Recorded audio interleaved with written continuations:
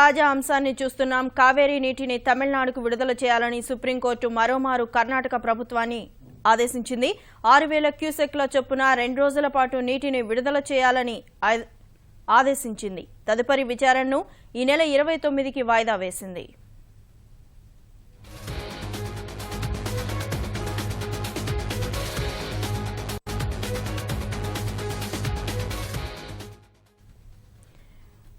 నేటి నుంచి 2 రోజుల పాటు కావేరీ జలాలను తమిళనాడుకు రోజుకు 6000 క్యూసెక్ల చొప్పున విడుదల చేయాలని చెప్పేసి సుప్రీంకోర్టు ఆదేశాలు జారీ చేసింది.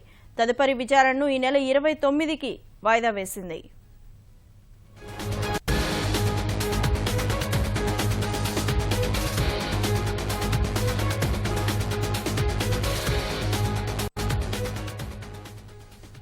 తమిళనాడుకు కావేరీ నీటిని విడుదల చేయాలని కర్ణాటకకు సుప్రీంకోర్టు ఆదేశించింది. ఇవాల్టి నుంచి 2 రోజుల పాటు నీటిని విడుదల చేయాలని నిర్దేశించింది. 6000 క్యూసెక్ల చొప్పున 2 రోజుల పాటు నీటిని విడుదల చేయాలని నిర్దేశించింది. తదుపరి విచారణను ఈ నెల 29కి సుప్రీంకోర్టు వాయిదా వేసింది.